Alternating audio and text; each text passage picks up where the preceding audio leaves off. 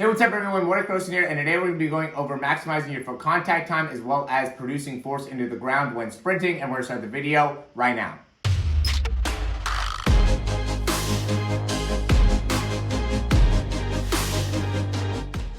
All right, so it is a well-known fact that when it comes to high-performance sprinting, it is a lot about how much you're able to generate force into the ground, just because that creates a higher amount of rebound time, right? So that makes it so you can get off the ground quicker, which is something that I'm really trying to focus on personally. And then also makes it so you're overall able to generate more force, which makes it so then you can pick up more distance per step, right? So when your body's able to rebound off the ground, that allows you to get a little bit more verticality. And when it comes to sprinting, the more vertical you can get, now it makes it so when you're actually reaching, you have a little bit more air time, so then you can actually pick up more distance per step. So somebody like, Usain Bolt is able to run 100 meters in just 41 steps. And yeah, he is 6'5", so that also helps him out as well. But still, he's able to really maximize how much vertical force he's able to get, which makes it so he's able to really improve the distance that he's picking up per step when it comes to max speed. So I just want to get a little bit more into that. This is a comparison between me sprinting and Usain Bolt. I really,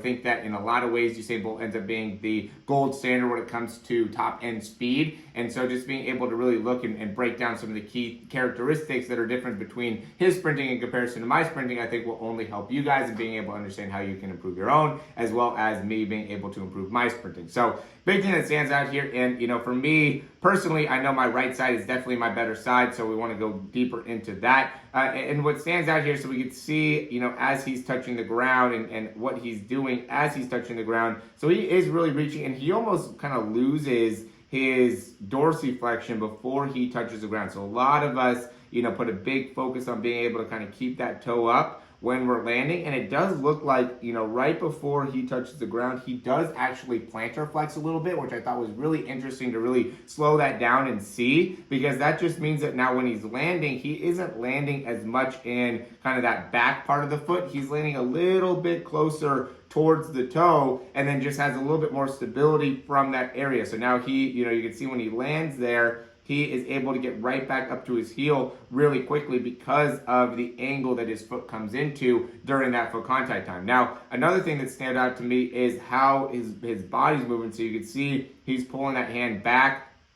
and he has the other hand forward, and then I just kind of compared that to my position with my hand. So big thing is this hand is way further out in front for him than it is for me during that foot contact time, right? And so, I just want to be able to, because I know the upper body syncs up with the lower body, right? And so you want to be able to get your arm through, it looks like, just that much faster to make it so then you will help you in getting this foot off the ground faster as well. So then you can also see for me landing, so I'm really trying to keep my toe up, and that almost makes it so I land a little bit more on the outside part of my foot instead of more of the inside part of the foot for Usain Bolt. And that makes it so you can see how quickly he's able to rebound. We've seen plenty of videos that talked about how, his foot contact time is closer to 0.08, where I'm at like 0.1 to 0.11. So, I really want to figure out what it is that I'm doing that is making it so I'm spending so much time on the ground. So one of them is I'm landing with my weight more on the outside part of the foot. I'm putting too much focus on creating dorsiflexion within my foot, within my toe. And I'm in super slow motion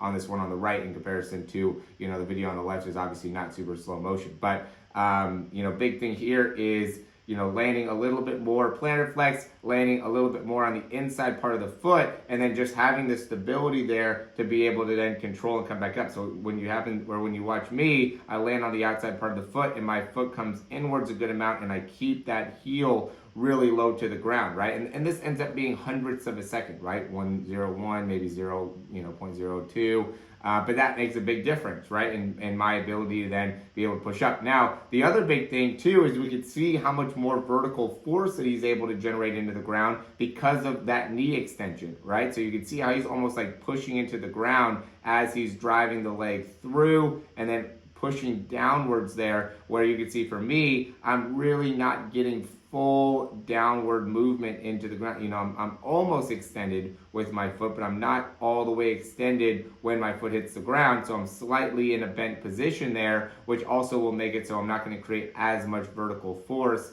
as my foot's hitting the ground, right? This step ends up kind of, I'm trying to cross over here. So, this step ends up being a little bit different than what my typical extension step would look like. Like this would be more similar to how I'd be pushing off right there, right? But it's still a similar position in terms of how my foot transitions in. So really being able to work on the stability within my foot and being able to focus on landing more on the inside part of the foot. Also, just general big toe range of motion, I think is going to be important to make it so when I land, I can really keep that heel up a little bit more effective. I'm just going to quickly interrupt this video to say if you like the information so far, click that thumbs up down below and subscribe down below. We're going to hop right back in the video. So, that ends up being the main things here. And remember, guys, we're trying to create vertical force, right? So there's, I'm going to put some links here and also some video or some pictures here that shows vertical force, right? How much ends up being created in vertical force manner. It's like 2,000 newtons around, 2,000 to 2,500 newtons. And that's on the average. For him, he's probably even closer to maybe even 3,500 newtons, Usain Bolt. But point is that there's way more newtons being put in from and this is just in a study that they did that showed 30 different sprinters, so a wide range of them. But more vertical force, so it's like 2,500, let's say that in terms of newtons in comparison to, closer to about 1,000, like 800 to 1,000 horizontal newtons of force. Right? So there's just more force being put into the ground in a vertical manner. Now, the issue with that, right, the confusion with that is, that makes it so then people think that they need to shorten up their stride and not really reach that foot out. But you can see he reaches with his foot, right? So he swings his foot here and then pulls back down to be able to create that vertical force. So you don't want to go and end up pushing your weight too much downwards. You really want to be pulling your foot underneath here. And then when you're pulling, that will allow you to be able to kind of loosen up that toe. You can see how he points that toe down as he reaches. Now, you just got to work on getting that really good ankle stability to make it so you could land with your weight on the inside part of the foot to then be able to transition right back off and really be able to maintain that high level of vertical reaction force, right? So it can't be wasting too much time in going side to side, right? So during that landing time, you can see, like for me, I spent a good amount of time going inwards, right? Where he does a little bit better job of being able to, he spends a good time going inwards, but he's all the way up onto his toe. So as I transition inwards, you can see how that ends up making it so my heel almost drops down to the ground and my whole foot ends up being on the ground, where he transitions, but he's still able to keep that heel up, so then he can transition right back off the ground in a very, very effective and efficient way. So, hopefully this is able to provide some clarity for you guys to understand how to really maximize that foot contact and, really being able to see how his foot lands during the, actual time period that the foot makes contact is not as dorsiflex as a lot of us might think. And that ends up, I think, being a very, very important thing to be able to recognize for a lot of us, because I know for me personally, I've been putting a big focus on dorsiflexion, building that up, and not to say that that's not so important. I'm still going to continue to do that, but I think that when your foot actually hits the ground, you don't need to be as much focused on having that toe up. You want to be able to drive that toe up as you're coming through the transition phase, right? So you can see here, he's getting that toe up, and that helps in creating that extension, right? So you can see the underneath of his foot right here, but then as he's pulling that foot back, he's allowing that ankle to kind of release a little bit because of the stability that he has in that ankle at this time period and the length that allows him to be able to create downwards into the ground, right? So it'll help in being able to create a little bit more extension all the way through if you're able to point the toe, downwards. That's a little bit more natural when it comes to extension, right? So extension of the toe creates more extension within the knee, within the hip, everything. So it makes sense,